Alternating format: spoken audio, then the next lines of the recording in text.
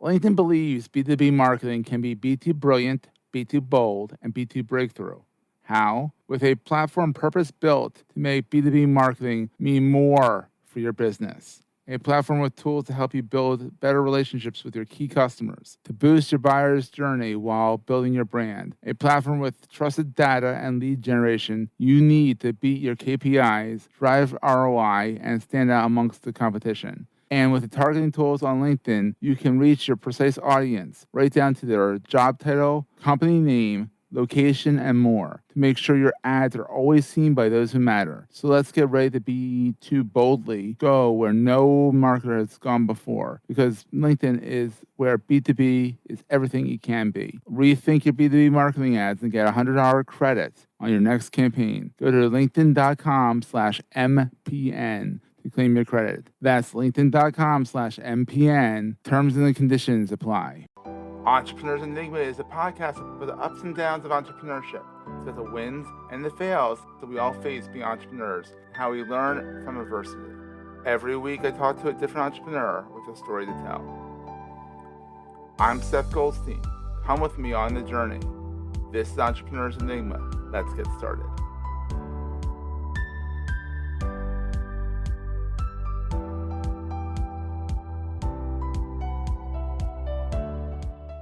Hey everyone, welcome to another edition of the Entrepreneurs Enigma podcast. I am Seth. Today I am here with a local startup celebrity. He will deny that completely. He is Nucci. He is of Guru, which is it's like a wiki meets a knowledge base, which meets storage unit meets, how do you describe internal it? comms. Yes, I appreciate you asking. Yes, and Yeah, what is it? thanks for having me on. Yeah. You can think of like, here are the three big use cases, right? The first one is product enablement. So how do you get all the knowledge about the products you make, market, and sell to the people who need them, which generally is the customer facing organization, sales support, et cetera. Employee onboarding, offboarding. How do you make sure that people have a great experience when they join a new team? How do you make sure knowledge is retained as people leave teams and go into different roles? And then internal communication, and probably the one we see as much as any these days, which is how do you keep the broader company informed of the high signal information they need to know to do their job? So think of that as more of like top-down comms around our company strategies changing, new OKRs, what's going on in the macro economy, and how does it matter to our business, right? These are the kinds of things that leaders are desperately trying to get their now very much distributed teams to be able to understand, comprehend, et cetera. And make it findable. Because you can gather all this crap in a Google Drive file and call it a day. But I can tell you right now, someone who worked in corporate America and abused his email address to the nth degree, that no one could ever name Seth Goldstein could ever use that email address again. Because I send that for every newsletter, every ebook, because I only have to look at this between 9 and 5. And I made a big filter that anything that came had these words in it, just don't show it to me, because I didn't want to see this stuff later on. I want their giveaway. But the thing is, I put it in a Google Drive folder. I still have it to this day. But I can tell you right now, Google's good. Google, it's a search engine, so you should be able to search your stuff. But I've had the privilege of using Guru over at Pavilion, which is a membership community I'm part of. It's so much easier. You're better than Google, buddy. Well, thank you. I think the phrase that our customers use that really resonates with me, that they are lacking before Guru, is a source of truth. And to your point, there's more information than ever. Google's a fantastically useful work tool. But if you think of the hundreds of Google Docs presentation spreadsheets, which of those really need to be available to the entire team? And it's a very small percentage of that. So we are much more a dissemination, and to your point, a central place of access. It doesn't mean that you're not using Google Docs anymore. Of course you are, but you embed those in Guru. You embed Zoom recordings, Loom recordings, visual whiteboards, right? There's all these artifacts now that are getting created as teams are collaborating in different ways. That's a lot more than just text, right? Which was sort of the traditional wiki that existed long ago. Now it's like, we've got all this stuff. Our employees need to be centered on one source of truth that doesn't go stale, remains accurate, to your point, is easily findable, and we can drive people there through important company comms. Yes, yes, yes, exactly. That's really, I think, your framing is a better nuance of like the pain people really feel today, I think. Yeah. We're going to take a quick break, hear from our sponsors, and get right back to the show. LinkedIn believes B2B marketing can be B2 brilliant, B2 bold, and B2 breakthrough. How? With a platform purpose built to make B2B marketing mean more for your business. A platform with tools to help you build better relationships with your key customers, to boost your buyer's journey while building your brand. A platform with trusted data and lead generation you need to beat your KPIs, drive ROI, and stand out amongst the competition. And with the targeting tools on LinkedIn, you can reach your precise audience right down to their job title, company name, location, and more to make sure your ads are always seen by those who matter. So let's get ready to B2 boldly go where no marketer has gone before, because LinkedIn is where B2B is everything it can be. Rethink your B2B marketing ads and get $100 credits on your next campaign. Go to linkedin.com/MPN to claim your credit. That's linkedin.com/MPN. Terms and conditions apply. Oh my God, because there's so much knowledge out there. I mean, then once again, go back to the pavilion that has more knowledge that I think no one digs that deep into Guru at Pavilion, because it's so deep. It's like, you have this. Of course they have it. They have something for it, but Guru services it and it works really well and it's fantastic. Would you say your chief competitor is something like Notion?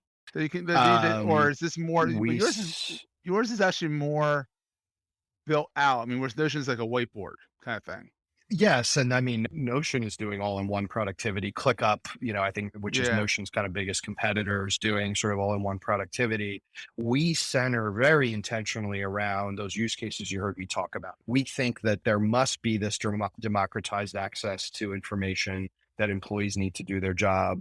And we think there is a real distinct need and set of capabilities. And so we go really deep into those areas that, people will broadly call like knowledge management, things like that, but it's really around creating that source of truth. So yes, we certainly overlap with products like Notion, definitely, but we tend to really do well when someone's trying to think about this kind of company-wide collaborative place to bring everyone together.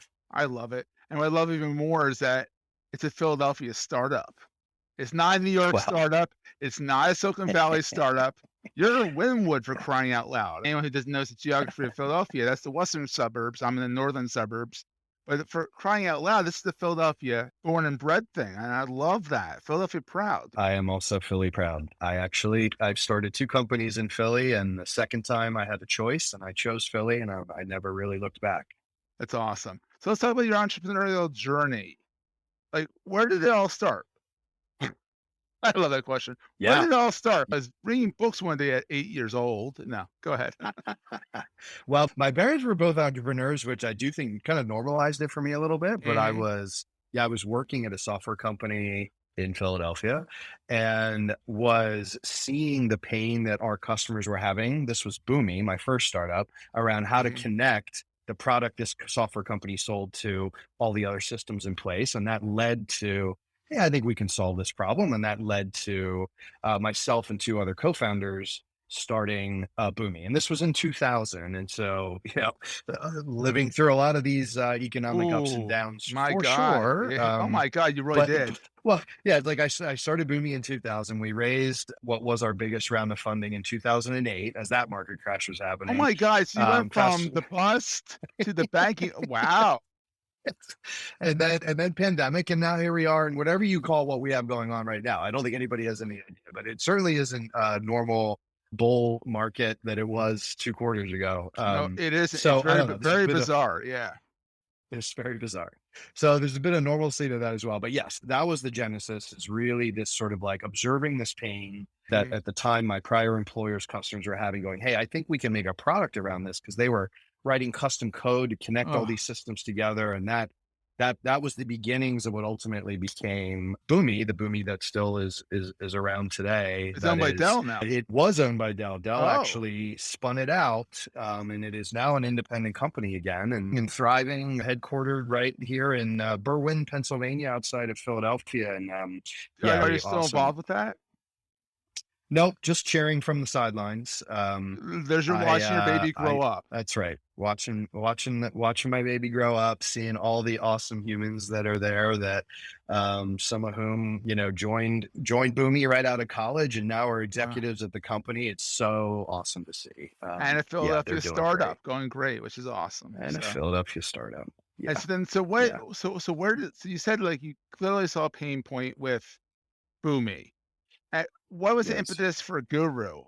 That's a major pain point, knowledge and disseminating knowledge. But like, where were you when that came to you? Were you like brushing your teeth and it's all of a sudden you had to write this down in a notebook kind of thing? It's a great question. I'll share 2 milestone moments, but I'd say broadly similar to Boomi, Guru was a pain that I personally lived around how to create that source of truth. And what was interesting in the Boomi years, and then we were acquired by, Boomi, fast forward, started 2010, acquired by Dell.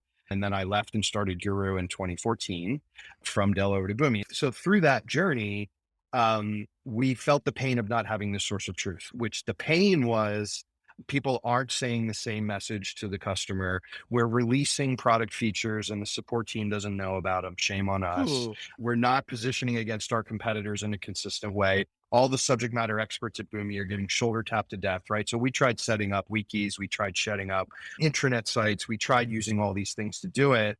Then we got acquired by Dell and that magnified even more. We're now trying to enable a broader org within Dell and explain to them what Boomi is and how it works. And I was just amazed at how there was not a product that was really built to solve this source of truth thing, and really dug in and felt like, hey, this is a big opportunity, right? And the second story I'd share with you, where I came home and literally said to my wife, like, I have to start this company. I was still at Dell and I was at a Gartner event doing Boomi stuff, but there was a session about intranets and knowledge management broadly. And I'm like, oh, I'm just going to hop in and check out this session because I was interested. And I walk into the session, sit down in the back, and the room is full of customers. And I won't name who the vendor is because the story matters even without the name. But room full of customers of this one vendor. And then up in front is 5 Gartner analysts sitting up on stage, and the session begins and there's clearly emotion in the room, right? It's the first thing I noticed, right? Is these customers are not happy. And they start trying to run the session. They start trying to share the roadmap of what the vendor is working on and where they're going. And the customers start interrupting and like standing up and asking questions. And yeah, it gets hot real quick. And I'm in the back and I'm like, oh my God, this is a room full of people super frustrated with the product they have, taking it out on the poor analysts. Like the vendor's not even in the room, right? This is just the analysts getting hammered. Yeah, they're just getting hammered. And I'm like, oh my God, there's so much energy. There's so much disdain for this product. And yet they feel stuck with it. And I walked out of that session and I was like, I have to start this. Like I have to pursue this opportunity. And that really was like the lived pain. And then seeing this energy around these customers, I was like, this is it. This is the next chapter for me. And, that's wild. And started Guru. So what's the best thing about being an entrepreneur? The best thing about which maybe is also the worst thing about it. We're going to take a quick break and we'll get right back to the show. Hey gang, I've been listening to a great podcast that I think you need to check out. It's called Business Brain, and it's by 2 longtime business owners, Dave Hamilton and Shannon Jean. Each week they talk through the ups and downs of running your own business and give you tips on how to be successful running that small business. In addition to Dave and Jean, you will hear from successful business owners talking about real-world problems that they face in their small businesses, letting you know you're not alone. 3 of the many topics that resonate with me are the supply chain crisis explained, action-oriented leadership, and this one really hits home, ADHD, and owning a business. So no matter where you are in your journey, Dave, Shannon, and the Business Brain community is here to help. Start engaging with them over at businessbrain.show or wherever you listen to your favorite podcasts.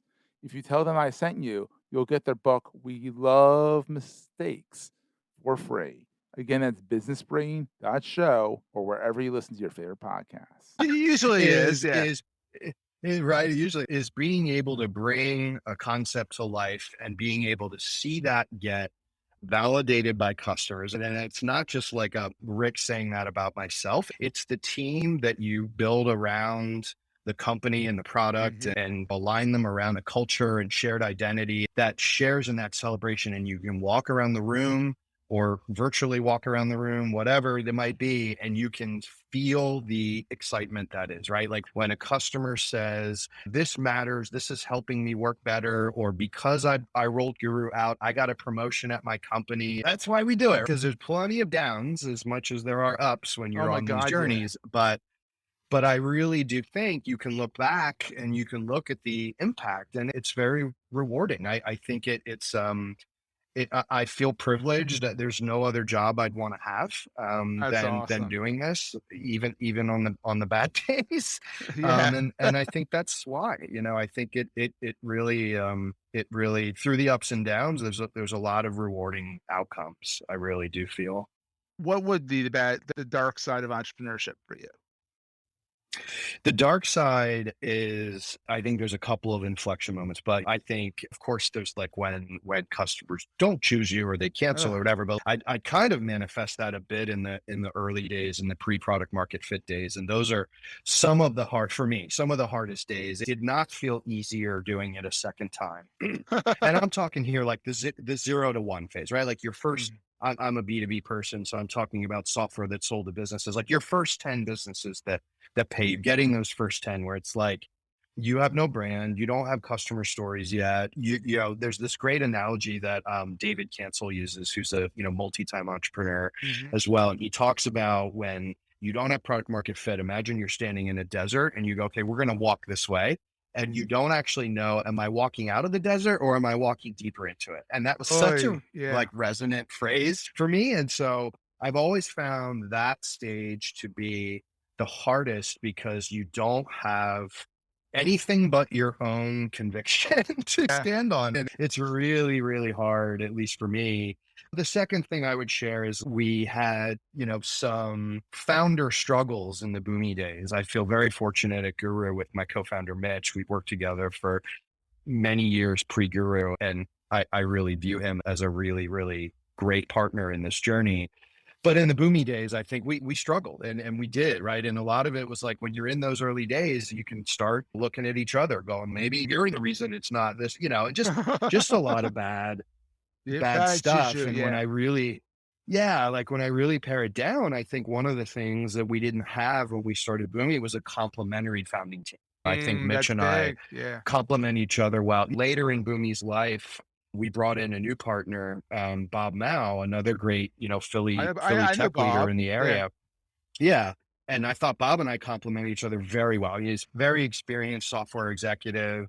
He taught me a ton, whereas sort of I flexed on the technology and product side. And that's such an honest thing. I always give advice to other founders when they ask, is like, you got to look in the mirror and go like, who's your complement? Because it can be really tough if your skill sets are too redundant, it's harder to get leverage. And frankly, you can kind of be in the same decisions together too often. And then how do you sort of break the tie and who is the arbiter of like, here's the path we're going to take. Right. And so we lived a lot of those pains. That was bad. That was tough. I mean, to the point that I almost, left Boomi for my own kind of like self-preservation. Oh, wow. Obviously didn't, fortunately. No. Yeah, fortunately. Yeah.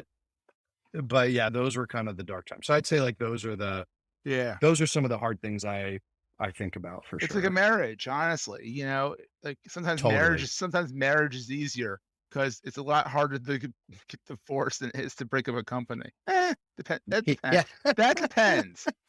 I guess it's messy either way. There you go. Messy, yeah. Things we hope to never do. Let's put it that way. Exactly. Having a business breakup or a personal breakup, either way. What is the most important thing to carry with you all the time? Self-awareness.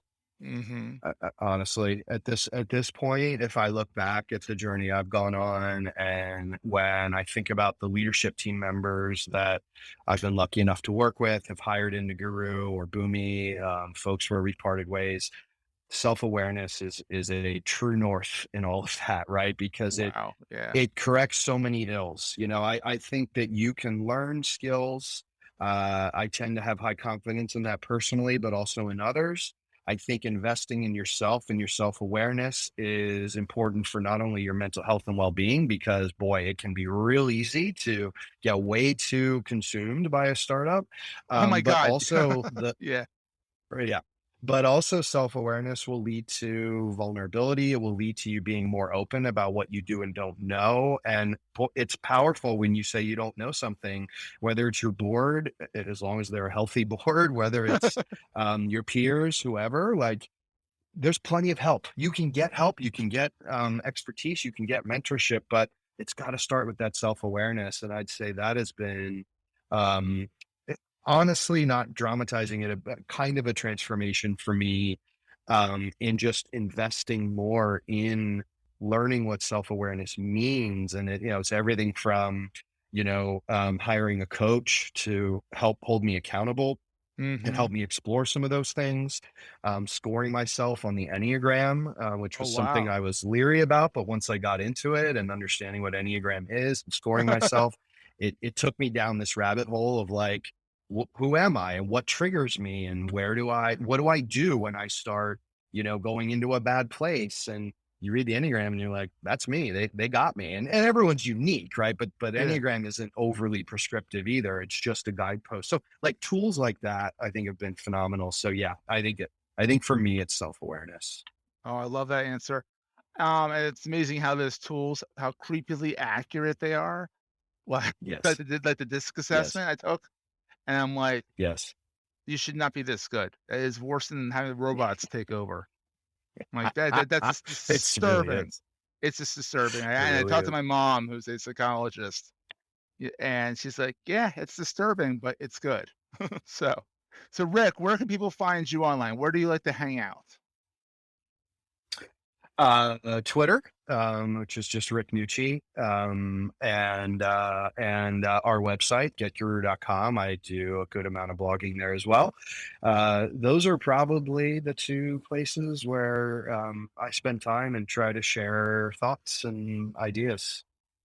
So, absolutely, and it's like getguru.com, right? Exactly. That's Exactly. awesome. And, are you still very active in PSL, or is that sort of kind of, you were the president of PSL, weren't you at one point?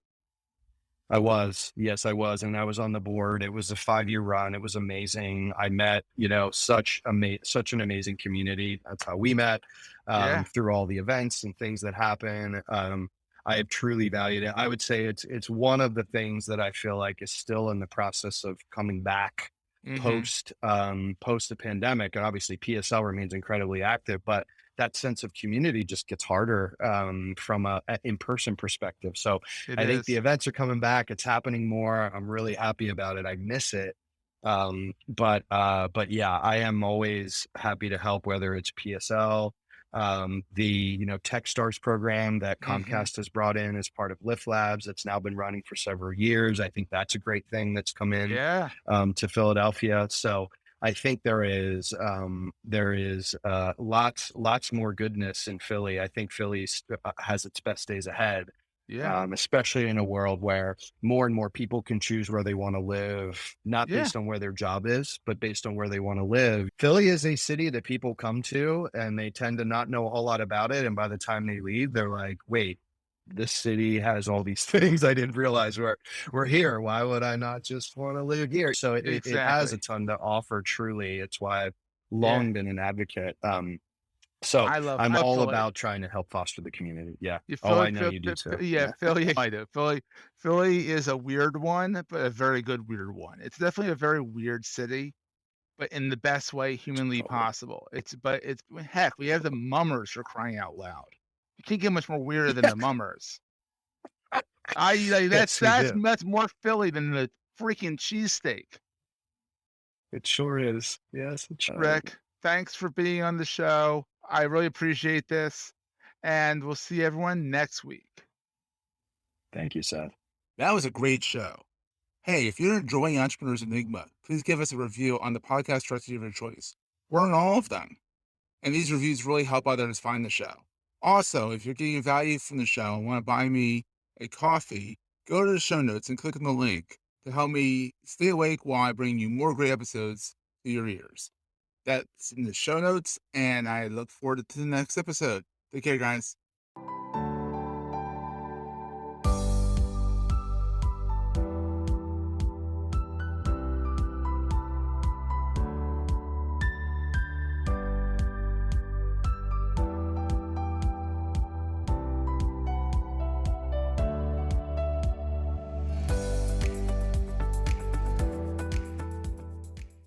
Theme Media hopes you have enjoyed this episode. This podcast is one of the many great shows on the MPN Marketing Podcast Network.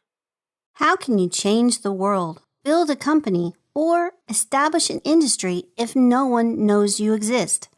Marketing makes you exist. The Space Marketing Podcast is where we explore marketing principles, strategies, and tactics through the lens of space.